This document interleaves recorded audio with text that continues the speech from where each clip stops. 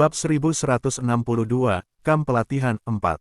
Lokasi pendaftaran kamp pelatihan berdekatan dengan tempat ujian di kota tersebut. Di pagi hari, ada lautan elf yang menyerbu area tersebut untuk mengikuti ujian. Semua orang ingin segera menyingkirkan identitas elf cian mereka karena mereka ingin memasuki kota tingkat yang lebih tinggi. Antrean panjang segera terbentuk di tempat ujian. Bindong dan dua elf cian terlihat mengantre sejak pagi. Bindong, terima kasih banyak. Dengan bantuanmu, kita akan terhindar dari banyak masalah. Salah satu elf cian mengucapkan terima kasih padanya. Bindong tersenyum dan menikmati rasa terima kasih dari pihak lainnya. Tidak semua peri kuning sebaik dirimu, Bindong. Peri tak berguna itu sangat jahat hari itu. Memangnya kenapa kalau dia kaya? Aku melewati toko buah itu 2 hari lalu dan tidak melihat peri kecil itu menjual apapun. Sepertinya dia sudah sadar dan mendengarkan arahanmu. Setidaknya dia punya otak. Peri cian lainnya berusaha sekuat tenaga untuk memuji Bindong. Setidaknya dia bijaksana. Bindong tentu saja mengaitkan alasan Tian Bao tidak meneruskan penjualan buah-buahan dengan bujukannya. Kalau saja Shen Yanxiao ada di sini, dia pasti akan heran kalau pembicaraan antara ketiga peri itu menjadi lebih tak tahu malu daripada yang pernah dibayangkannya. Aku tidak melihat peri bodoh itu lagi. Hanya dengan melihat penampilannya, aku bisa tahu bahwa dia bodoh dan tidak kompeten. Peri cian itu melihat sekeliling tetapi tidak melihat Shen Yanxiao.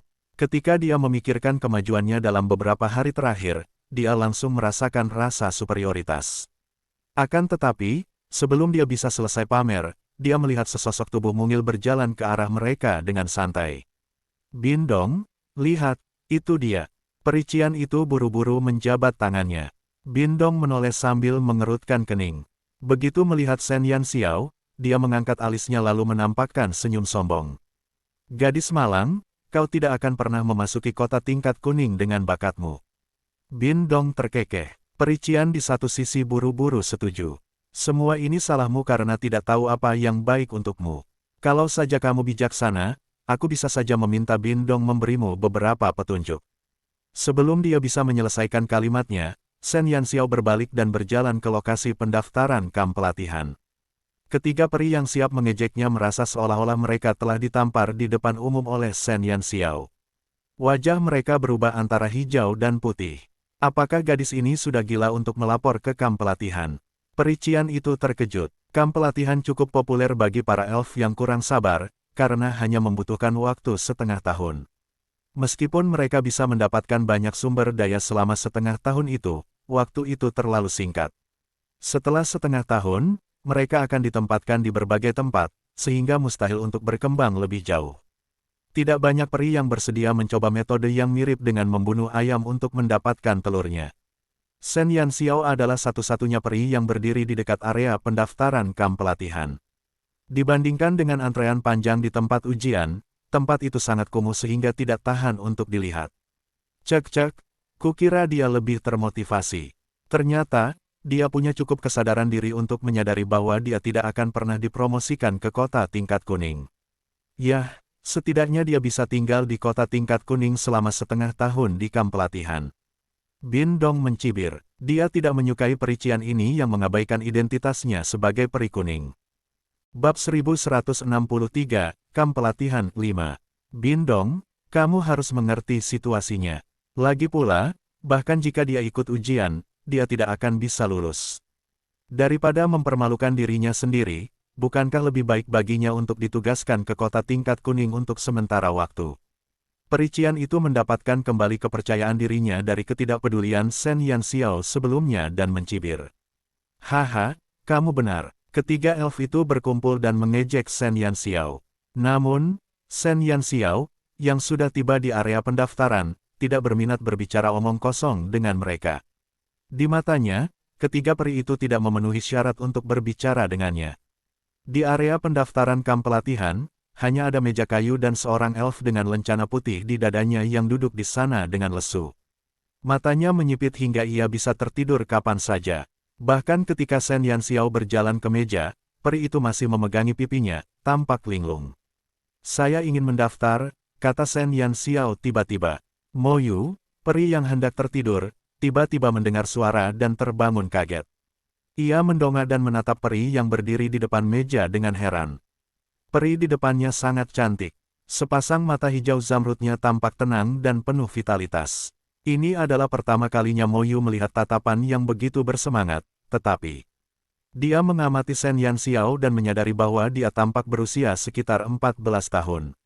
Pada usia itu, seseorang masih belum dianggap dewasa. Ujiannya sudah berakhir di sana.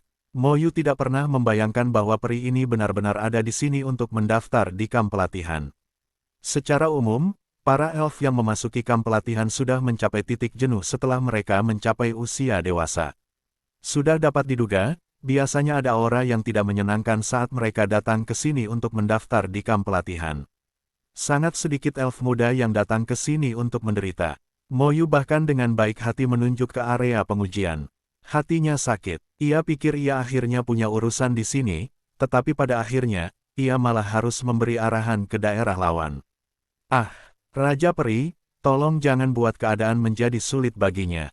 Shen Yanxiao mengerutkan kening. Saya di sini untuk bergabung dengan kamp pelatihan. Wah, tangan Mo Yu yang sedang menangkup pipinya tergelincir dan diikuti oleh sebuah pukulan keras ke atas meja. Setelah berteriak kesakitan, Mo Yu buru-buru menutupi kepalanya dan berdiri.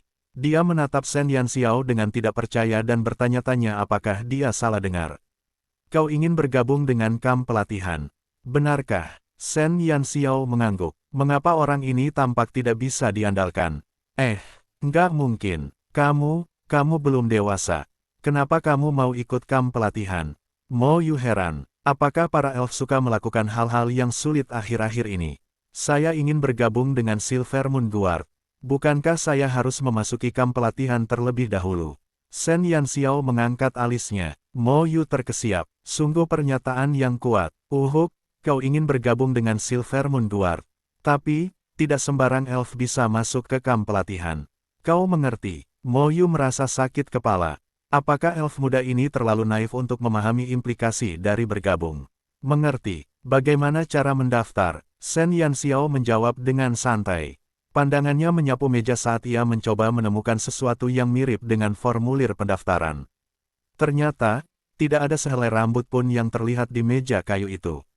Mo Yu terdiam. Ia merasa telah bertemu dengan anak kecil yang sangat keras kepala.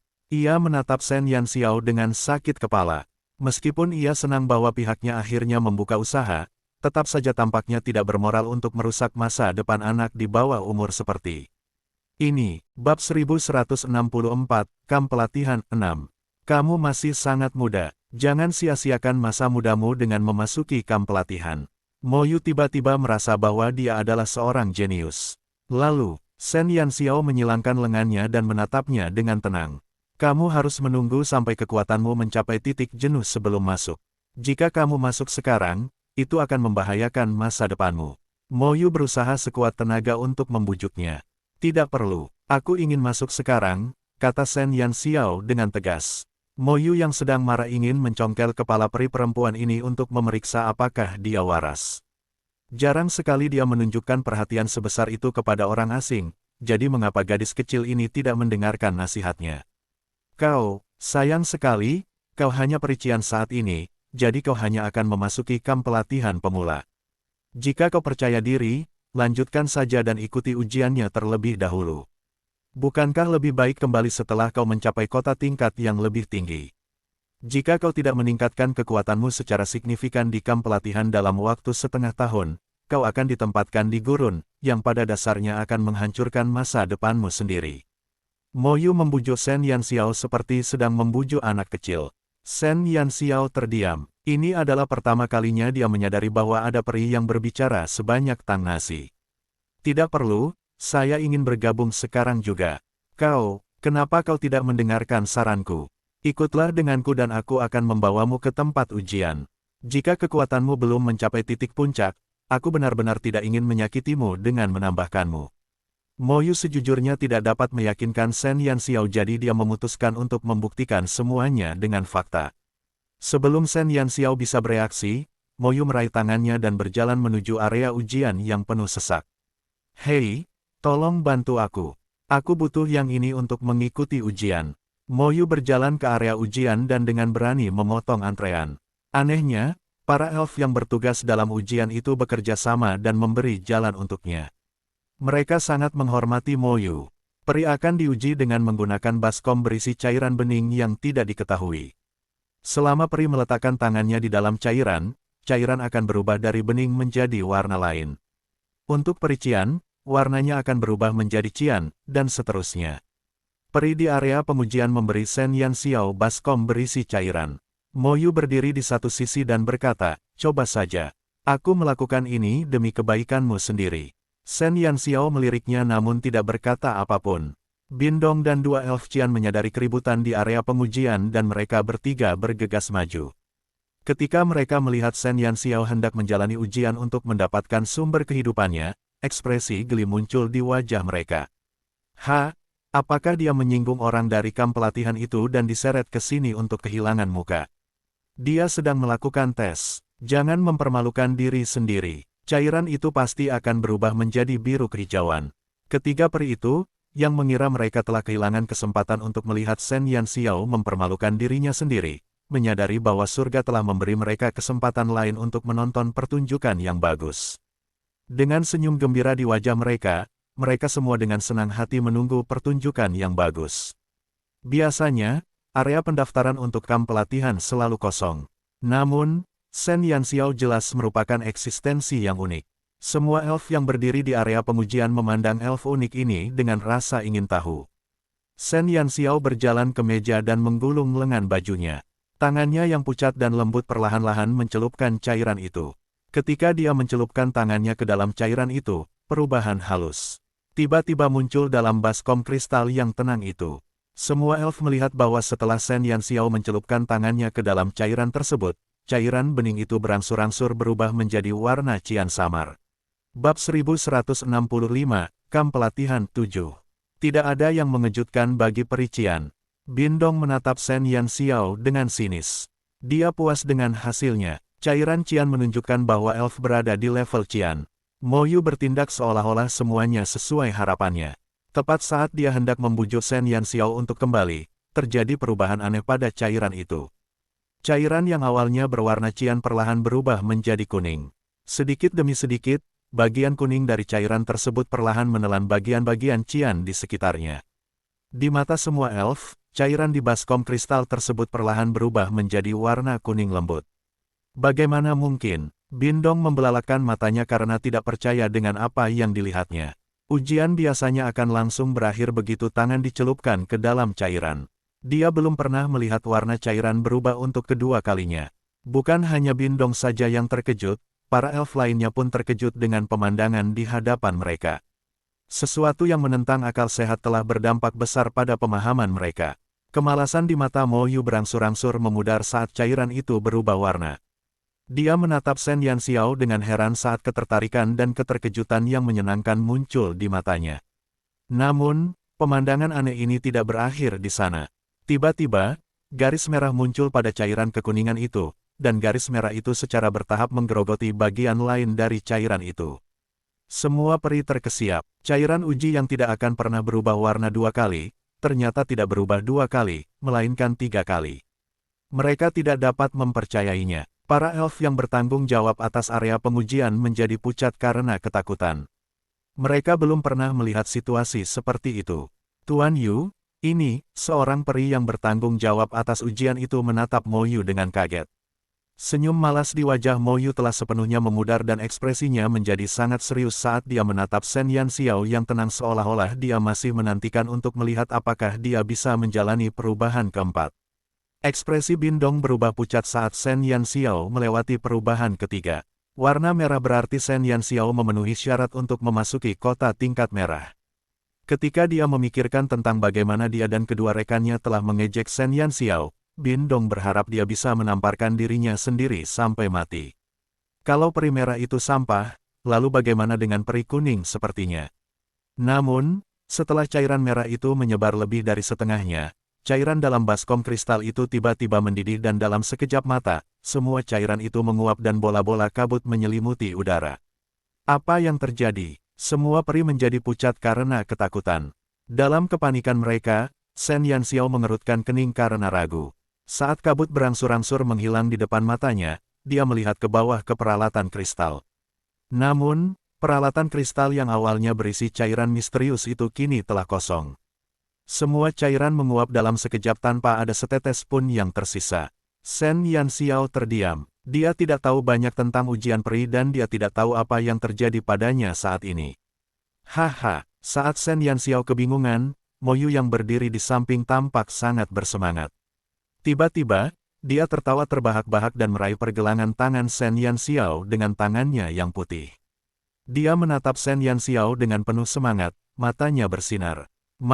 Masuk ke kamp pelatihan, tidak perlu mengatakan apa-apa lagi. Aku akan membawamu untuk melengkapi dokumen sekarang juga.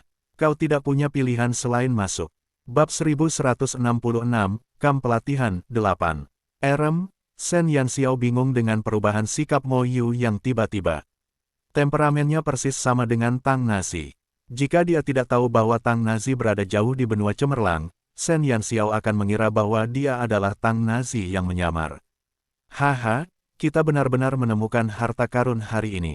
Ikutlah denganku. Mo Yu menarik Shen Yanxiao dengan penuh semangat dan sama sekali tidak menghiraukan para elf yang telah membatu. Dia mendorong mereka sambil menggerutu dan menarik Shen Yanxiao saat mereka berlari menjauh. Para peri yang berdiri di area pengujian belum pulih dari kejadian aneh itu. Setelah Mo Yu dan Shen Yanxiao pergi, mereka diam-diam mengalihkan pandangan ke baskom kristal yang kosong dan semuanya memasang ekspresi ngeri. Ini adalah getah pohon kehidupan, bagaimana bisa menguap? Seorang perician menelan ludahnya dengan susah payah. Cairan yang digunakan untuk menguji para elf sebenarnya adalah getah pohon kehidupan. Segala sesuatu tentang pohon kehidupan akan beresonansi dengan para elf, jadi mereka menggunakannya untuk menentukan level para elf berdasarkan warnanya. Namun, mereka semua telah hidup begitu lama, dan ini adalah pertama kalinya mereka bertemu dengan seorang jenius yang mampu menguapkan getah pohon kehidupan tanpa menyisakan setetes pun. Ngomong-ngomong, peri laki-laki itu tampaknya peri putih. Salah satu peri menelan ludahnya. Sungguh tidak masuk akal melihat peri putih di kota tingkat Qian. Secara umum, mereka yang memasuki kota-kota tingkat Qian untuk mengawasi ujian dan kamp pelatihan sebagian besar adalah elf kuning.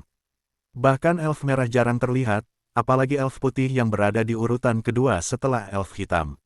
Namun, peri yang menyeret peri muda itu ke sini untuk ujian memiliki lencana putih di dadanya. Kejadian seperti ini terlalu aneh.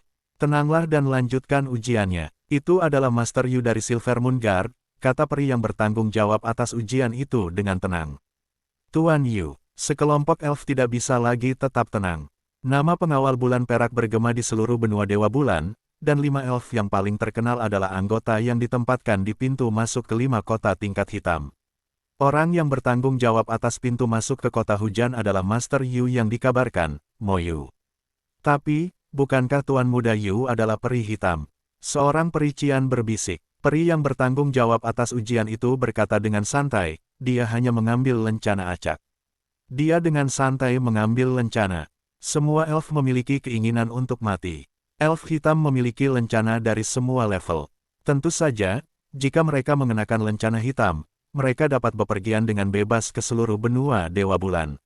Sangat jarang peri hitam meninggalkan lencana hitamnya dan memilih lencana warna lain untuk dikenakan. Karena itu, orang yang bertugas merekrut anggota untuk kamp pelatihan bukanlah peri putih, melainkan peri hitam. Lebih jauh lagi, dia adalah peri berpangkat tinggi yang berada langsung di bawah pengawal bulan perak Raja Peri. Dalam sekejap, semua elf merasakan penyesalan yang tak tertandingi. Jika mereka tahu bahwa elf yang bertanggung jawab atas kamp pelatihan memiliki latar belakang yang begitu kuat, mereka akan pergi ke Mo Yu apapun yang terjadi. Jika mereka bisa mendapatkan bantuan dari elf hitam, maka akan jauh lebih mudah bagi mereka untuk bertahan hidup di masa depan. Beberapa petunjuk biasa saja sudah cukup bagi mereka untuk menikmatinya dalam waktu yang lama. Sayangnya, betapapun menyesalnya mereka, area pendaftaran kamp pelatihan itu kosong. Mo Yu telah menarik Shen Yanxiao pergi dan menghilang tanpa jejak. Bab 1167, Kamp Pelatihan 9. Mo Yu menyeret Shen Yanxiao sampai ke gerbang kota malam harum yang menuju ke kota tingkat berikutnya, kota tingkat kuning.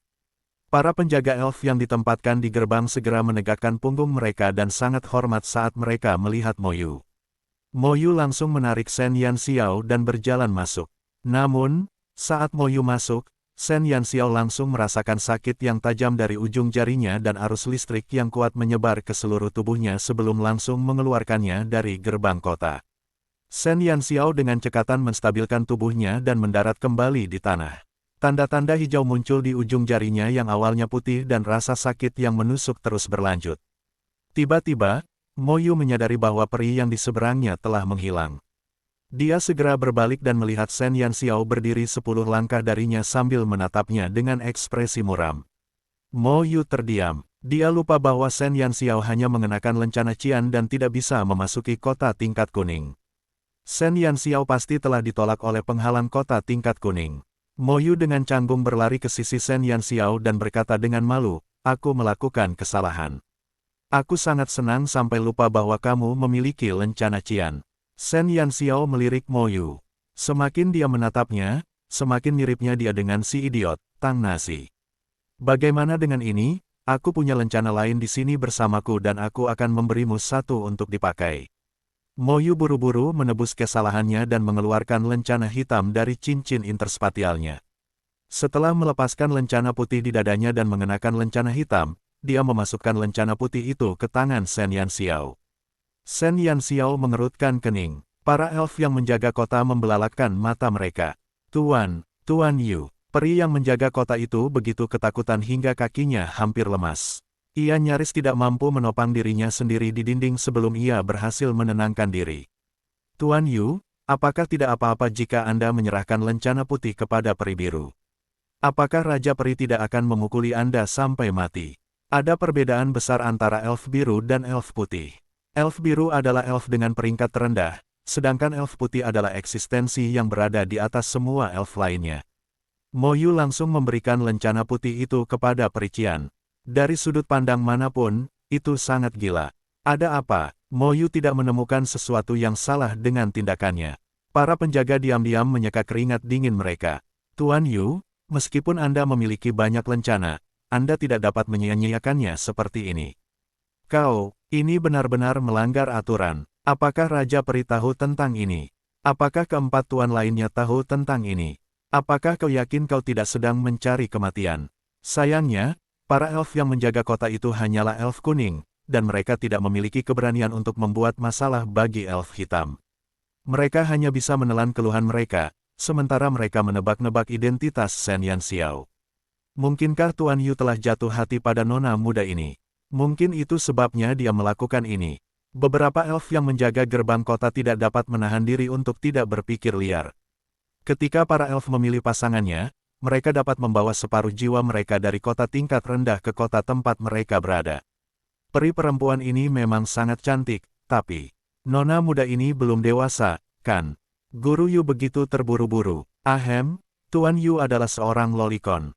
Salah satu penjaga berbisik. Selera Guru Yu sangat segar. Shen Yanxiao tidak tahu bahwa dirinya telah digosipkan sebagai tunangan seorang elf tanpa sepengetahuannya. Bab 1168, Kamp Pelatihan 10. Shen Yanxiao mengenakan lencana putih di dadanya dan menatap Mo Yu yang tampak menyesal. Meskipun dia tidak tahu banyak tentang peri, dia masih bisa mengenali lencana di dadanya. Lencana peri putih. Mengapa peri itu memberikannya padanya? "Kemana kau akan membawaku?" Shen Yanxiao mengerutkan kening dan bertanya. Mo Yu berkata, tentu saja aku akan membawamu ke kamp pelatihan." Shen Yanxiao mengangkat alisnya. Kamp pelatihan utama. Dia melihat dengan jelas bahwa ketika Mo Yu mengeluarkan lencana hitam dari cincin interspatialnya, dia masih memegang lencana putih dan merah. Jika dia berencana membawanya ke kamp pelatihan utama, tidak perlu memberinya lencana putih. Mo Yu terkekeh dan menggelengkan kepalanya. "Kamp pelatihan dasar, jangan bercanda. Kalau aku menghancurkanmu di tempat itu, aku akan dipukuli sampai mati." "Apa maksudmu?" Shen Yanxiao mengerutkan kening. Dia tidak menyukai hal yang tidak diketahui. Mo Yu tersenyum dan berkata, "Jangan gugup. Aku akan membawamu ke kamp pelatihan lanjutan. Akan sia-sia jika bakatmu ditempatkan di kamp pelatihan dasar dan menengah. Tingkat lanjut." Shen Yanxiao tertegun sejenak. Dia tidak menyangka bahwa dia bisa melompati 3 level, melompat dari kamp pelatihan dasar ke kamp pelatihan tingkat lanjut. Meskipun hasilnya bagus, tapi apa alasan di balik semua ini? Dia tidak percaya bahwa kue seperti ini tiba-tiba jatuh dari langit. Mengapa? Mo Yu melirik Shen Yanxiao dan terkejut karena dia akan menanyakan hal itu. Dia memiringkan kepalanya dengan ragu. Kamu tidak tahu situasimu. Saya tidak tahu. Shen Yanxiao tidak tahu apa yang sedang terjadi, seolah-olah dia terjebak dalam kabut tebal. Dia hanya tahu bahwa ada beberapa kelainan pada tesnya, tetapi dia tidak tahu secara spesifik. Maafkanlah dia karena dia hanyalah seorang awam dari kaum elf. Bibir Mo Yu berkedut. Benarkah? Kupikir kau datang untuk mendaftar dengan percaya diri karena kau tahu potensimu. Kau sungguh tidak tahu. Shen Yanxiao mengangguk dengan jujur. Ekspresi Mo Yu menjadi gelap. Hei, Nona, kau benar-benar peri paling tidak biasa yang pernah kulihat. Jangan bilang kau benar-benar mengira kau hanya perician. Shen Yanxiao mengangguk. Saat aku mengikuti ujian, airnya berwarna hijau. Dia baru menjadi peri selama beberapa hari, jadi dia bisa menerima pangkat yang lebih rendah. Mo Yu menyeka wajahnya dan ingin sekali mencekik Shen Yanxiao. Baiklah, selama pengujianmu, airnya memang berubah menjadi hijau terlebih dahulu, tapi bukankah kemudian berubah menjadi kuning? Dan bukankah akhirnya berubah menjadi merah? Mo Yu menahan amarahnya dan menjelaskan dengan sabar. Ya, jawab Shen Yanxiao. Fenomena ini berarti bahwa sumber kehidupanmu sangat tidak stabil. Meskipun saat ini hanya pada tingkat Qian, sangat mungkin untuk melompat melewati tingkat kuning atau bahkan merah pada detik berikutnya. Apakah kamu mengerti? Dengan kata lain, sumber kehidupanmu memiliki banyak potensi. Itu dapat dirangsang dan diperluas tanpa batas pada waktu-waktu tertentu. Selain itu, bukankah kamu menyerap semua getah pohon kehidupan pada akhirnya? Ini menunjukkan bahwa kamu mampu menyerap lebih banyak kekuatan pohon kehidupan daripada elf rata-rata. Apakah kamu mengerti apa yang dilambangkan ini? Para elf di sekitarnya mengira bahwa getah pohon kehidupan telah menguap, tetapi hanya Mo Yu yang tahu bahwa sama sekali tidak mungkin getah itu menguap. Kabut yang menguap hanyalah produk dari mata air yang dicampur dengan getah. Bab 1169, Kamp Pelatihan 11. Getah asli pohon kehidupan telah terserap ke dalam sumber kehidupan Shen Yanxiao pada saat dia mencelupkan tangannya ke dalam baskom. Peri biasa hanya dapat menyerap sedikit kekuatan pohon kehidupan. Peri Qian hanya dapat menyerap 1/10 kekuatan pohon kehidupan, sementara peri kuning dapat menyerap sekitar 2/10. Peri merah dapat menyerap 4/10, peri putih dapat menyerap 6/10, dan peri hitam hanya dapat menyerap 8/10. Namun, Shen Yanxiao telah berhasil menyerap semua getahnya. Mo Yu telah mengamati dengan saksama sebelumnya dan dia yakin bahwa tidak ada setetes pun getah dari pohon kehidupan yang tersisa di baskom kristal. Ini berarti bahwa Shen Yanxiao telah mencapai batas penyerapan. Penyerapan 100%, ditambah sumber kehidupannya yang tidak stabil, sudah cukup untuk menciptakan elit yang menantang surga. Jika peri seperti itu diberi lingkungan terbaik dan sumber daya terbaik, dia mungkin saja dapat mencapai tingkat yang tak terbayangkan. Itu juga alasan mengapa Mo Yu sangat ingin mendaftarkan Shen Yanxiao. Dia jelas punya potensi untuk menjadi seorang elit. Pelatihan selama setengah tahun sangatlah singkat bagi para elf, namun dengan fisik Shen Yanxiao, hal itu dapat membantunya mencapai tingkat yang tak terbayangkan dalam waktu setengah tahun ini. Setelah menentukan kemampuan Shen Yanxiao, Mo Yu langsung membatalkan ide untuk menempatkannya di kamp pelatihan dasar dan menengah. Hanya di kamp pelatihan lanjutan, seorang jenius seperti itu dapat mencapai pertumbuhan sejati. Mo Yu berpikir bahwa Shen Yanxiao menyadari kemampuannya dan itulah sebabnya dia begitu yakin untuk bergabung dengan pengawal bulan perak. Namun, gadis kecil ini bahkan tidak tahu betapa langkanya dia. Mo Yu hampir memuntahkan darah. Apa yang dilambangkannya? Shen Yanxiao masih tidak merasakan sesuatu yang istimewa tentang dirinya. Mo Yu merasakan pukulan di dadanya sebelum rasa sakit yang tumpul mulai menyebar ke seluruh tubuhnya. Dia menggertakkan giginya dan meraung pada Shen Yanxiao. Itu berarti bahwa selama kamu diberi sumber daya terbaik, kamu dapat mencapai level yang tidak dapat dicapai oleh elf lain dalam waktu sesingkat mungkin. Kamu adalah orang aneh yang menyerap kekuatan pohon kehidupan seperti orang gila. Kamu dapat menyerap sebanyak yang aku berikan kepadamu. Apakah kamu mengerti? Shen Yanxiao mengangkat alisnya. Itu cukup bagus, pikirnya. Mengenai ketidakstabilan sumber kehidupannya, Shen Yanxiao merasa bahwa kemungkinan besar hal itu terkait dengan segel di tubuhnya. Sebagian kekuatannya sebagai peri telah ditekan oleh segel tersebut, yang menyebabkan situasi seperti itu terjadi. Tentu saja dia tidak akan memberitahu Mo Yu hal itu. Apakah kamu mengerti sekarang? Mo Yu menatap Shen Yanxiao. Jika dia berani menggelengkan kepalanya, dia pasti akan menamparnya sampai mati. Shen Yanxiao mengangguk. Mo Yu akhirnya tenang. Jarang sekali bertemu peri dengan potensi besar. Selama dia tidak bodoh, tidak apa-apa. Baiklah, ikuti aku ke kota tingkat kuning di depan kita. Akan ada tunggangan terbang di sana untuk mengirim kita langsung ke kota tingkat putih. Saat kita sampai di sana, aku akan membantumu dengan dokumen dan membiarkanmu langsung memasuki kamp pelatihan tingkat lanjut. Baiklah, jawaban Shen Yanxiao sangat lugas. Namun, sebelum mereka berangkat, dia masih mengajukan pertanyaan lain. Bisakah kita pergi ke kota Jade? Mo Yu menatap Shen Yanxiao dengan rasa ingin tahu. Kamu ingin pergi ke kota Jade? Shen Yanxiao mengangguk. Kau juga ingin melihat manusia sembrono itu. Berita tentang seorang manusia yang menggoda putri penguasa kota telah menyebar ke seluruh benua Dewa Bulan. Saat Shen Yanxiao menyebutkan bahwa dia ingin pergi ke kota Jade, Mo Yu langsung teringat pada manusia sembrono itu. Bab 1170, Kota Jade 1. Bibir Shen Yanxiao berkedut. Apakah semua orang tahu bahwa paman ketiganya sedang mencari kematian? Kurasa begitu, kata Shen Yanxiao dengan paksa menahan desahan sedih. Terserah padamu. Mo Yu tidak mengatakan apa-apa lagi. Dia membawa Shen Yanxiao ke kota tingkat kuning dan menyewa 2 Griffin di titik transfer. Setelah dia membawa Shen Yanxiao ke atas kapal, mereka segera terbang menuju kota Jade. Griffin adalah tunggangan terbang yang paling umum di benua Dewa Bulan. Meskipun luas permukaan benua Dewa Bulan tidak sebesar benua Brilliance, tetap saja akan butuh waktu lama untuk bepergian melintasi kota. Dengan tunggangan terbang, transportasi tidak akan menjadi masalah lagi. Mo Yu dan Shen Yanxiao sama-sama mengenakan lencana tingkat tinggi. Bahkan jika mereka melewati kota-kota tingkat tinggi, mereka tidak akan terhalang oleh penghalang di atas. Secara keseluruhan, perjalanannya lancar. Shen Yanxiao, yang terbiasa menunggangi burung vermilion, merasa bahwa kecepatan seekor Griffin tidaklah secepat itu. Karena tidak ada yang lebih baik untuk dilakukan, ia menengokkan kepalanya ke atas Griffin agar tidak melewatkan pemandangan di sepanjang jalan. Ada pemandangan indah yang tak terhitung jumlahnya di benua Dewa Bulan. Di langit yang tinggi, semua yang ada di tanah dapat terlihat, sungguh indah di luar imajinasi. Dalam perjalanan, Shen Yanxiao dan Mo Yu beristirahat semalam di kota tingkat merah.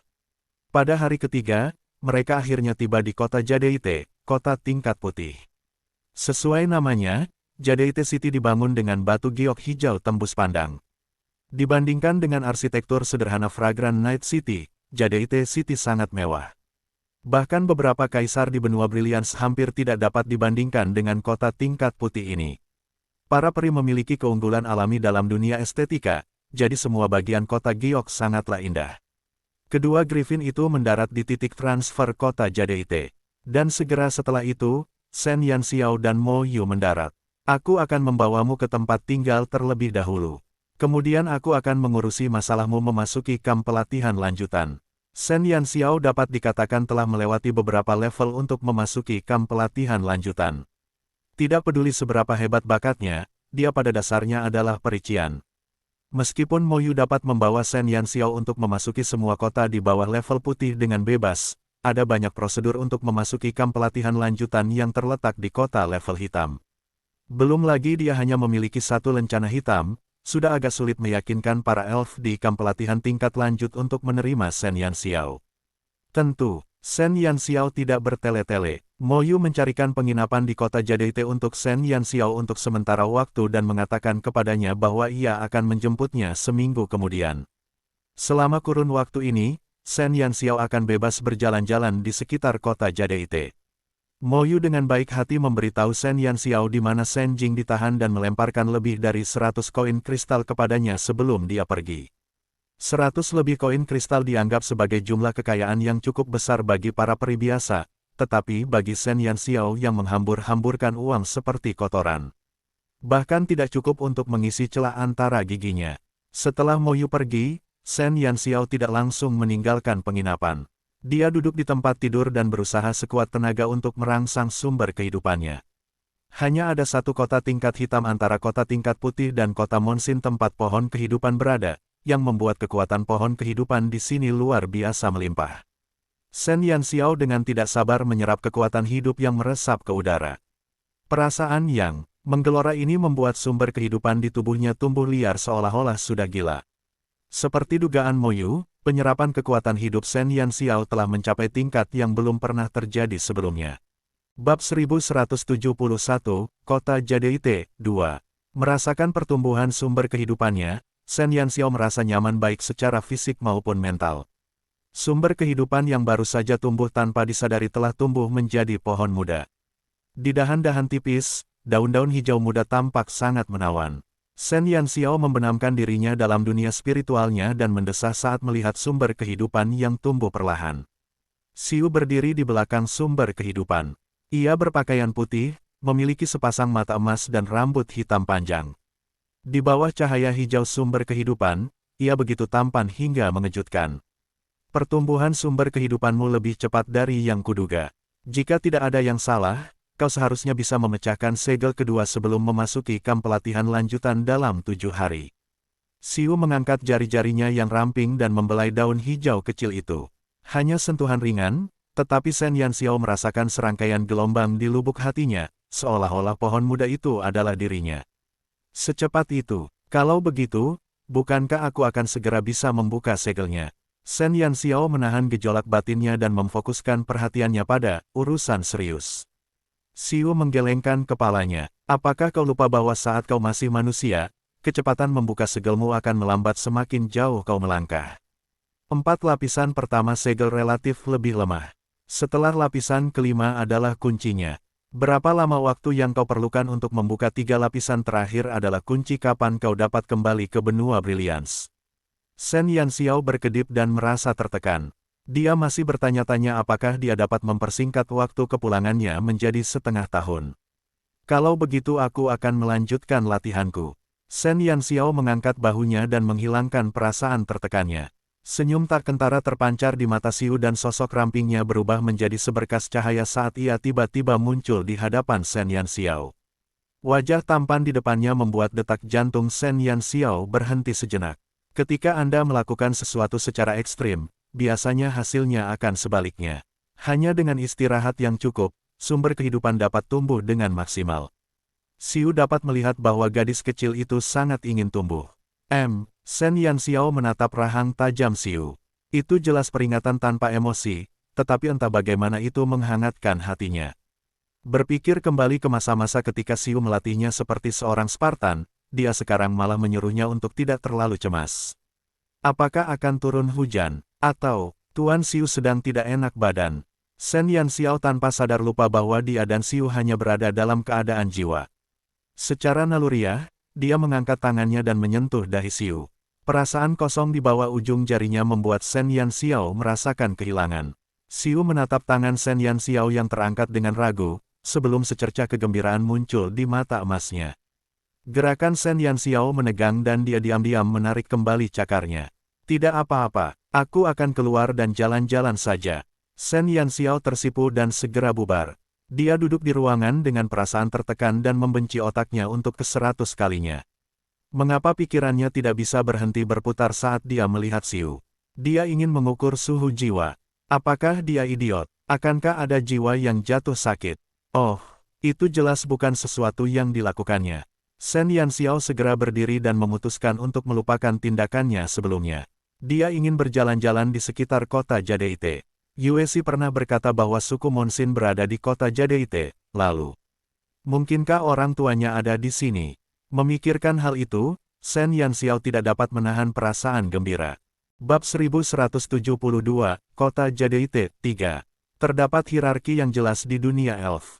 Hierarki ini tidak hanya tentang pangkat atau perbedaan antar kota. Banyak fenomena di kota juga mengikuti hierarki yang ketat ini. Di kota Malam Harum, membuka toko dianggap murah bagi para peri. Akan tetapi, toko-toko banyak terdapat di kota Jade. Karena banyaknya elf tingkat tinggi di kota-kota tingkat putih, toko-toko yang paling sering terlihat di kota tersebut adalah toko senjata. Di toko-toko ini, sebagian besar penuh dengan berbagai macam busur dan anak panah, diikuti oleh beberapa busur silang dan belati tajam. Bahkan ada beberapa pedang ramping yang dipajang di dinding. Shen Yanxiao dengan santai berjalan ke toko senjata dan mengambil pedang panjang yang tampak mewah. Ketika dia memegangnya di tangannya, dia merasa hampir tidak ada beban sama sekali. Dia memegang pedang itu dan mengerutkan kening. Pedang panjang yang ditempa oleh para elf sangat tipis. Meskipun tajam, namun sangat rapuh. Tidak seperti pedang lunak yang ditempa oleh manusia yang mengutamakan ketangguhan. Melihat pedang panjang ini, setiap sarung dan gagangnya dihiasi dengan banyak permata sebagai hiasan. Shen Yanxiao segera memahami kegunaan pedang ini. Bagi para elf, pedang bukan alat untuk berperang, melainkan hiasan. Shen Yanxiao melirik harga pedang itu sekilas dan langsung terdiam. Pedang tak berguna yang hanya bisa digunakan sebagai hiasan bahkan lebih mahal daripada busur indah di toko. Apakah ada peri yang akan membelinya? Mengapa pedang ini begitu mahal? Sebagai seorang anak yang penasaran, Shen Yanxiao menanyai karyawan toko itu. Karyawan itu memandang Shen Yanxiao dengan ekspresi aneh. Ada begitu banyak permata di sana, jadi harganya tentu saja mahal. Setelah mengatakan itu, dia tidak lagi peduli dengan Shen Yanxiao. Shen Yanxiao tiba-tiba teringat apa yang didengarnya di pantai cahaya bulan. Karena pamannya yang genit itu, sepertinya benua Dewa Bulan tidak lagi memperdagangkan permata dengan manusia. Permata yang diproduksi di benua Dewa Bulan sangat langka. Di masa lalu, ketika manusia masih berdagang dengan permata, harganya tentu saja lebih stabil. Namun, saat ini, para elf telah memutuskan kerjasama mereka dengan manusia, yang berarti harga permata di benua Dewa Bulan akan meningkat hingga tingkat yang mengerikan. Sebuah ide tiba-tiba muncul di benak Shen Yanxiao dan dia segera meninggalkan toko senjata. Modalnya di benua Dewa Bulan terbatas, dan meskipun dia tidak berencana untuk meraup banyak uang di sini, dengan kesempatan bagus yang ada di depannya, dia akan bodoh jika melepaskannya. Shen Yanxiao mengeluarkan cincin interspasialnya dan saat dia melihat isi di dalamnya, senyum mengembang di bibirnya. Di dalam cincin interspatialnya, terdapat sejumlah besar permata yang telah dijarahnya dari berbagai orang kaya. Sebelumnya di tanah terlantar, dia belum menemukan cara yang baik untuk menjualnya, jadi dia menyimpannya di dalam cincin interspatialnya. Tapi sekarang, situasinya telah berubah. Benua Dewa Bulan kekurangan permata, tetapi dia memiliki tumpukan besar. Apa artinya itu? Itu berarti koin kristal yang tak terhitung jumlahnya. Sekalipun Shen Yanxiao tidak berniat menjadi jutawan, jika dia dapat menjual batu-batu permata berharga ini kepada para elf dan ditukar dengan koin kristal, dia akan dapat membeli sejumlah besar material dari benua Dewa Bulan dan mengirimkannya kembali ke benua cemerlang agar yang si dapat menempa senjata bagi rakyat matahari tak pernah terbenam. Harus diketahui bahwa ada banyak pohon ajaib di benua Dewa Bulan, dan kayu dari pohon ajaib ini adalah pilihan kayu terbaik untuk membuat tongkat dan busur.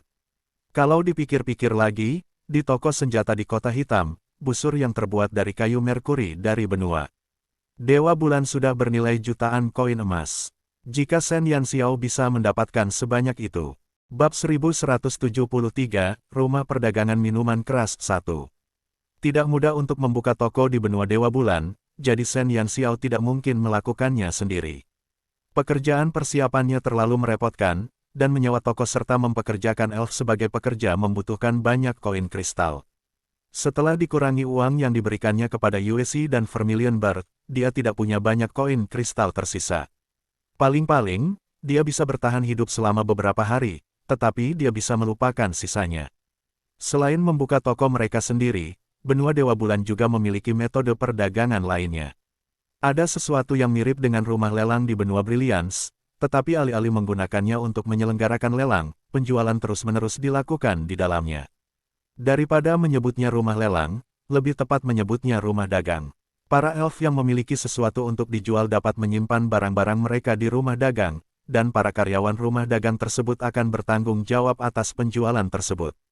Setelah transaksi dilakukan, rumah dagang tersebut akan mengambil sebagian dari keuntungannya. Peri biasa tidak dapat membuka rumah dagang seperti itu karena memerlukan terlalu banyak tenaga kerja manual dan toko.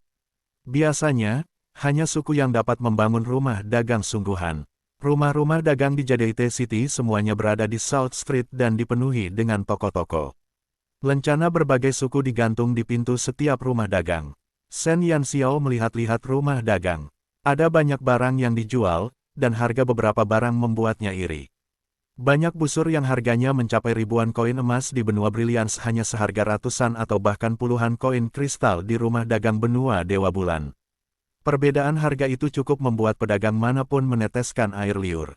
Karena benua Dewa Bulan memiliki banyak pohon berkualitas tinggi, jumlah penempa yang memproduksi busur di sini tidak terhitung banyaknya. Akibatnya, harga busur di sini sangat rendah sehingga membuat orang-orang terdiam. Selain busur dan anak panah, ada barang lain yang sangat diidam-idamkan Shen Yanxiao. Ramuan. Elf adalah ras yang paling berbakat dalam hal pengobatan herbal. Tidak ada elf yang tidak tahu cara meramu ramuan. Selain itu, ada berbagai macam bahan obat di mana-mana di benua Dewa Bulan, yang berarti biaya pembuatan ramuan tersebut rendah hingga tampak seperti sampah di pinggir jalan. Ramuan yang bernilai ratusan koin emas di benua Cemerlang hanya berharga puluhan koin kristal di benua Dewa Bulan. Sebotol ramuan herbalis agung yang bernilai puluhan ribu koin emas hanya berharga beberapa ratus koin kristal di benua Dewa Bulan. Akibatnya, ketika Shen Yanxiao, seorang herbalis mahir, melihat ramuan murah yang membuatnya ingin muntah darah, dia hampir menerkam dan membeli semuanya. Tanpa harus membeli yang lain, hanya dengan membawa ramuan-ramuan ini kembali ke benua Cemerlang untuk dijual kembali, mereka bisa dengan mudah meraup keuntungan puluhan kali lipat. Ini sungguh menguntungkan. Jika Shen Yanxiao tidak kekurangan uang, dia akan segera membeli semua busur dan ramuan. Begitu barang-barang itu diangkut ke benua Brilliance, hasilnya akan menjadi gunung emas. Shen Yanxiao akhirnya mengerti mengapa begitu banyak pedagang bersedia mengambil risiko dan melakukan perjalanan melintasi lautan untuk berbisnis di benua Dewa Bulan. Tempat ini pada dasarnya dipenuhi dengan emas yang tak terbatas. Busur dan ramuan yang sudah jadi saja sudah sangat murah. Bagaimana dengan bahan mentahnya? Hati Shen Yanxiao terbakar oleh keserakahan. Ketika manusia bertransaksi dengan elf, ada banyak batasan besar yang diberlakukan pada mereka sehingga jumlah barang yang dapat mereka beli menjadi terbatas.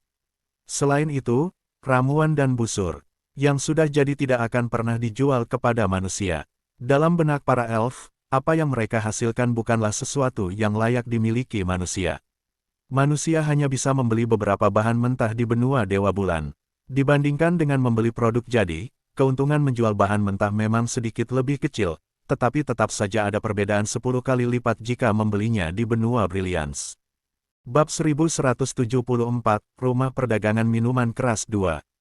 Di benua Cemerlang, Ye Qing melambangkan puncak pengobatan herbal, namun ia hanya seorang herbalis hebat. Namun, di benua Dewa Bulan, setidaknya ada ribuan, bahkan puluhan ribu elf yang bisa dianggap sebagai ahli herbal agung. Bahkan ahli herbal agung pun tidak jarang. Ramuan yang diproduksi oleh herbalis agung dan herbalis grandmaster para elf harganya sama dengan ramuan tingkat lanjut yang diproduksi oleh beberapa herbalis tingkat lanjut di benua Cemerlang. Keuntungannya tak terukur, ditambah dengan busur yang ditempa oleh grandmaster Forgeman itu.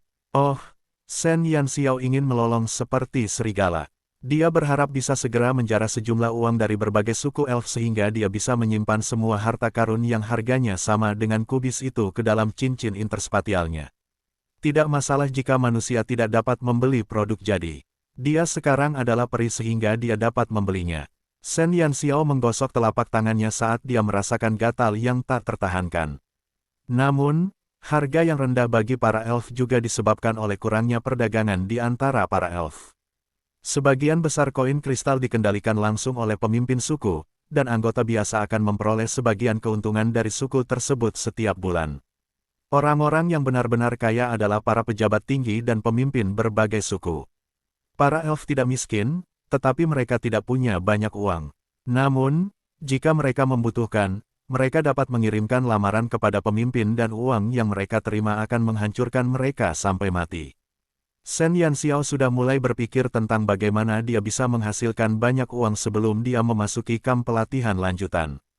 Dia baru saja tiba di benua Dewa Bulan, tetapi sudah ada peluang bisnis besar di mana-mana. Ditambah dengan kedok wujud elfnya, jika dia tidak memanfaatkannya dengan baik, dia seharusnya memukul dirinya sendiri sampai mati. Jika ingin menghasilkan uang, Shen Yanxiao harus mencuri dari suatu suku terlebih dahulu. Idenya bagus, tetapi dia tidak tahu banyak tentang tata letak kota Jade Ite. Dia tidak akan pernah melakukan sesuatu yang tidak dia yakini. Namun, Shen Yanxiao menyentuh cincin interspatial di jarinya. Jadi bagaimana jika dia tidak bisa memanfaatkan situasi ini? Dia punya banyak cara untuk mendapatkan uang. Shen Yanxiao mulai memilih rumah dagang yang cocok. Dia berjalan di sekitar South Street dan melihat sebuah rumah perdagangan yang agak kumuh di ujung jalan. Pintu kayu berdebu itu setengah terbuka, memperlihatkan jejak cahaya yang bisa dilihat di ruangan itu. Lencana bulan sabit perak bergoyang tertiup angin. Di bagian bawah lencana, beberapa kata diukir dalam bahasa peri.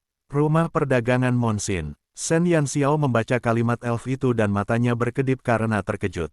Kata, Monsin, tanpa sadar mengingatkannya pada suku Monsin, keluarga dari pihak ibunya. Suku Monsin dulunya adalah suku dengan peringkat tertinggi di Wind City, kota tingkat hitam. Namun, pangkat mereka diturunkan dalam sebuah kecelakaan dan seluruh suku diusir dari Wind City sebelum pindah ke Jade City. Shen Yanxiao pernah berpikir bahwa meskipun suku Monsin telah diturunkan pangkatnya, situasi mereka seharusnya tidak terlalu buruk. Bagaimanapun, mereka memiliki fondasi suku yang pernah menduduki peringkat tertinggi. Namun, ketika Shen Yanxiao melihat rumah dagang yang biasa-biasa saja dan bahkan kumuh ini, dia tahu bahwa tebakannya mungkin salah. Shen Yanxiao tanpa sadar melangkah ke rumah dagang yang kumuh itu. Lemari kristal dengan berbagai ukuran ditempatkan di aula. Di dalamnya, dua peri dengan lencana putih terlihat sedang membersihkan lemari kristal kosong itu dengan hati-hati. Pintu rumah dagang didorong terbuka dan lonceng angin yang tergantung di pintu mengeluarkan serangkaian suara nyaring. Kedua peri itu mendongak dengan terkejut dan melihat Shen Yanxiao berdiri di pintu. Bab 1175, Rumah Perdagangan Minuman Keras 3. Pelanggan yang terhormat, apakah Anda butuh sesuatu? Salah satu peri memegang kain lap di tangannya dan meletakkan tangannya di belakang punggungnya. Dia menegakkan punggungnya dan menyambut para tamu dengan sempurna. Peri lain diam-diam menyingkirkan kain lap itu dan berdiri di satu sisi dengan diam. Meskipun rumah perdagangan Monsin dalam keadaan menyedihkan, kedua peri itu memancarkan perasaan yang anggun dan tenang. Seolah-olah pemandangan bobrok di hadapan mereka hanyalah ilusi. Apakah kalian para elf dari suku Monsin? Tatapan mata Shen Yanxiao tertuju pada lencana bulan sabit yang tergantung di dada mereka. Lencana berkilau ini dikenakan tepat di samping lencana putih. Kedua peri itu sedikit tertegun, dan mereka menjadi lebih waspada. Ya, tingkah laku aneh mereka tak luput dari pandangan Shen Yanxiao. Ia menyadari bahwa pertanyaannya sebelumnya agak mendadak. Sebelumnya di Kota Malam Harum, reaksi para elf terhadap USC dan yang lainnya sudah cukup untuk membuktikan bahwa kejayaan suku Monsin sudah tidak ada lagi. Banyak elf yang tidak suka pada mereka dan tidak heran mereka bereaksi seperti itu saat ia menanyai mereka. Shen Yanxiao terkekeh dan berkata, saya punya sejumlah barang di sini yang ingin saya jual di rumah dagang Anda. Apakah tidak apa-apa? Kedua elf itu tidak menyangka Shen Yanxiao akan mengucapkan kata-kata seperti itu, dan kewaspadaan di mata mereka digantikan oleh keterkejutan. Maksudmu, ada sesuatu yang ingin kau jual di sini? Peri putih itu terkejut. Suku Monsin tidak lagi semegah dulu. Mereka tidak hanya diturunkan pangkatnya oleh Raja Peri, tetapi mereka juga telah dipindahkan dari Kota Angin. Dari suku dengan peringkat tertinggi, mereka telah jatuh ke suku dengan peringkat tinggi. Lebih jauh lagi, mereka dicap sebagai pengkhianat. Kejayaan mereka di masa lalu memperbesar betapa menyedihkannya mereka saat ini.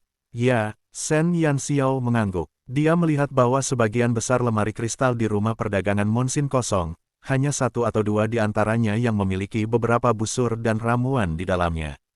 Barang-barang ini mungkin dibuat oleh para elf dari suku Monsin. Jelas, tidak ada elf di kota Jade yang akan menaruh barang-barang mereka di sini untuk dijual. Mata Shen Yanxiao meredup. Ya, apa yang ingin kamu jual?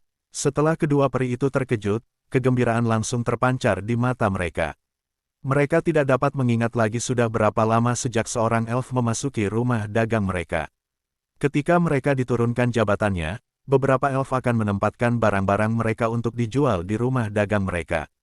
Namun, ketika berita tentang suku Monsin yang berkolusi dengan manusia menyebar ke kota Jade, para elf yang pernah menjual barang-barang mereka tidak pernah kembali. Tanpa barang tersebut, calon pembeli tentu tidak akan menginjakkan kaki di Monsin Trading House. Lingkaran setan ini menyebabkan rumah dagang menjadi seperti sekarang. Shen Yanxiao berkata, itu sekumpulan permata. Permata. Kedua peri putih itu saling memandang dan melihat keterkejutan di mata masing-masing. Permata merupakan kemewahan yang tak tergantikan di dunia elf. Permata masih bisa diperoleh jika pasokannya berasal dari manusia, tetapi sejak perdagangan permata antara manusia dan elf terputus, harga permata di benua Dewa Bulan mulai naik. Permata yang diproduksi di benua Dewa Bulan jumlahnya sedikit dan jarang, sehingga menciptakan pasar di mana pasokan tidak dapat memenuhi permintaan. Akibatnya, toko permata di berbagai kota menjadi tempat terpopuler bagi para peri di banyak kota tingkat atas. Akibatnya, mereka tidak menyangka ada peri yang datang ke sini untuk menjual permata. Bab 1176, Rumah Perdagangan Minuman Keras 4. Aku ingin tahu jenis permata apa yang ingin kamu jual dan ada berapa jumlahnya. Peri putih itu berusaha keras untuk menahan kegembiraannya. Jika peri di depan mereka berencana untuk menjual permata di sini, meskipun jumlahnya sedikit, mereka dapat menarik beberapa peri ke tempat mereka. Apakah ada perbedaan antara permata-permata itu? Shen Yanxiao memiringkan kepalanya. Dia tidak yakin apakah elf dan manusia memiliki pemahaman yang sama tentang permata. Jika mereka berbeda, itu akan menjadi canggung. Peri putih itu berkata dengan emosi yang baik, ya, kemurnian permata akan memengaruhi nilai permata itu, dan ada juga perbedaan dalam ukurannya. Setelah berkata demikian, peri putih itu mengeluarkan aksesori permata yang tergantung di pinggangnya dan meletakkannya di telapak tangannya sambil menjelaskan kepada Shen Yanxiao. Contohnya, safir pada liontin saya memiliki daya tembus yang baik dan juga sangat berkilau di bawah sinar matahari. Harga batu permata ini akan cukup tinggi dan secara umum, warna yang indah adalah kualitas tertinggi di antara batu permata. Misalnya, merah terang, kuning kemasan, dan seterusnya. Selain itu, untuk batu permata yang berbeda, kedalaman warna juga sangat penting. Batu safir seperti milik saya membutuhkan warna biru sedang, karena jika warna birunya terlalu pekat, warnanya akan berubah menjadi hitam dan jika terlalu dangkal, warnanya akan kehilangan kilaunya. Peri putih itu berhenti sejenak dan berkata, permata yang paling berharga adalah yang tidak berwarna dan transparan.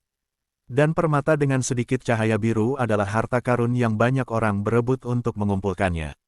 Namun selama masih ada sedikit cahaya kuning, nilainya akan turun sangat rendah. Shen Yanxiao mengangguk. Ini adalah standar yang sama dengan manusia, jadi dia tidak perlu khawatir. Saya tidak yakin dengan kualitas permata saya. Mengapa saya tidak mengeluarkannya dan Anda dapat melihatnya sendiri? Shen Yanxiao terlalu malas untuk memeriksanya satu persatu. Dia membuka cincin interspatialnya dan mencari-cari di antara tas-tas yang berisi permata. Kedua peri itu tertegun sejenak dan merasa agak kecewa. Melihat penampilan pelanggan ini, dia mungkin tidak begitu paham tentang permata. Terlebih lagi, melihat usianya, dia seharusnya belum mencapai usia dewasa, jadi kemungkinan dia memiliki banyak permata sangatlah kecil. Lupakan saja, sekalipun hanya satu atau dua, itu tetap bagus. Setidaknya kita sudah buka untuk berbisnis. Sang peri putih menghibur dirinya sendiri dan menatap rekannya. Rekannya juga mengangguk. Itu lebih baik daripada tidak sama sekali. Tepat saat mereka merasa tertekan, Shen Yanxiao akhirnya menemukan tas permata pertama di antara tumpukan barang di cincinnya. Dia meraih dan mengambilnya. Dengan suara keras, benda itu dilempar ke depan dua peri putih.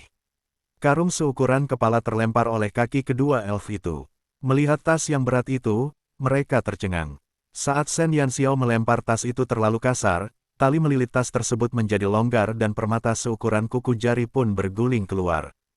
Huala, huala, kedua peri putih itu langsung ketakutan. Ini semua permata. Peri putih itu menatap permata-permata yang berserakan di tanah dengan kaget. Di bawah cahaya kristal cahaya, permata-permata di tanah berkilauan dengan cahaya yang cemerlang, mirip dengan bintang-bintang di langit malam yang jatuh ke dunia biasa. Kenapa ada begitu banyak? Peri putih lainnya menelan ludahnya. Jika tas ini berisi permata, maka dia berani bersumpah bahwa jumlah permata di tas ini pasti lebih banyak dari semua permata di seluruh South Street yang digabungkan. Bab 1177, Rumah Perdagangan Minuman Keras 5. Itu baru permulaan. Sebelum kedua peri itu bisa pulih dari keterkejutan melihat tas permata yang begitu besar, Shen Yanxiao dengan cepat melemparkan 3 hingga 4 tas permata lainnya. Setiap tas permata dilempar ke tanah olehnya, seolah-olah itu bukan tas permata yang tak ternilai harganya, melainkan tas kacang kedelai. Jika kedua peri putih itu tidak benar-benar terkejut saat melihat kantong permata pertama, maka satu-satunya kata yang bisa menggambarkan perasaan mereka saat itu adalah konyol. Siapapun yang melihat peri muda melemparkan permata di sekitar kakinya seperti sampah akan memiliki keinginan untuk naik ke surga. Kedua elf itu tidak tahu bagaimana menggambarkan keterkejutan di hati mereka. Mereka membeku seperti dua patung yang dipajang saat mereka menatap Shen Yanxiao dengan linglung dan terus menjadi gila. Shen Yanxiao berusaha keras mencari kantong-kantong permata di cincin interspatialnya. Sebelumnya, dia telah menemukan cukup banyak permata dari 5 keluarga bangsawan besar dan kas negara. Ditambah lagi, dia telah menjual yang terbaik di antaranya di rumah lelang Pantom, jadi yang tersisa hanyalah permata-permata yang tidak dianggap bermutu tinggi. Banyak permata di sini yang dijara oleh Qixia dari Balai Lelang Qilin. Ia juga bermaksud menjualnya di Balai Lelang Pantom. Sayangnya, permata-permata itu tidak dapat didaftarkan, jadi ia memperlakukannya sebagai hadiah untuk Shen Yanxiao. Jika dia menghitungnya, permata yang dimiliki Shen Yanxiao jumlahnya akan berjumlah beberapa peti, tapi cincin interspasialnya terlalu penuh, terlalu sulit untuk memilah semuanya. Setelah Shen Yanxiao berkonsentrasi sangat keras untuk mengeluarkan 8 atau 9 kantong permata, dia kehilangan kesabarannya dan langsung menutup cincin interspatialnya. Bagaimanapun, 8 atau 9 kantong permata seharusnya cukup untuk dijual selama beberapa waktu. Shen Yanxiao sedang berpikir ketika dia tiba-tiba merasa bahwa sekelilingnya terlalu sunyi. Mengapa kedua peri itu tidak bereaksi sama sekali? Shen Yanxiao mendongak dengan ragu dan melihat dua elf yang membatu menatapnya dengan ekspresi tercengang, seolah-olah mereka sedang melihat monster. Ada apa? Shen Yanxiao mengerutkan kening. Apakah dia tidak sengaja mengenai mereka saat melempar tas-tas permata itu? Shen Yanxiao terdiam. Dia datang ke sini untuk mengurus keluarga ibunya, bukan untuk membuat masalah. Kedua peri putih itu akhirnya sadar kembali. Mereka begitu bersemangat hingga ingin segera menghampiri Shen Yanxiao. Namun, mereka tidak berani bergerak sedikit pun saat melihat permata di dekat kaki mereka. Ada segunung koin kristal di dekat kaki mereka. Tidak ada apa-apa, tidak ada apa-apa. Pelanggan yang terhormat, apakah Anda benar-benar akan menyerahkan permata-permata ini kepada kami untuk dijual? Peri putih itu langsung mengubah cara menyapa Shen Yanxiao menjadi lebih formal. Shen Yanxiao mengangguk. Itu saja untuk saat ini. Aku akan mencoba mencari sisanya. Cincinku agak berantakan jadi kurasa butuh beberapa hari untuk menemukan semuanya. Itu semua salah kelima orang itu karena memasukkan setumpuk besar barang-barang lain ke dalam cincin interspatialnya. Mereka bahkan menyiapkan 3 tenda. Shen Yanxiao benar-benar ingin mencekik mereka. Masih ada lagi. Kedua peri itu merasa seolah-olah jantung mereka akan meledak. Ada begitu banyak kantong permata di hadapan mereka, dan tidak semuanya. Pelanggan ini sebenarnya masih punya lebih banyak. Mereka hampir menjadi gila. Bahkan sebelum kesepakatan dengan manusia diputus, jumlah permata yang bisa didapatkan benua Dewa Bulan dari manusia dalam sekali jalan mungkin hanya sebanyak ini. Ada begitu banyak permata yang harus dialokasikan ke rumah dagang di berbagai kota. Ketika mereka dialokasikan ke rumah dagang di kota Jadeite, tidak banyak yang tersisa. Namun, Shen Yanxiao telah membuang begitu banyak sekaligus.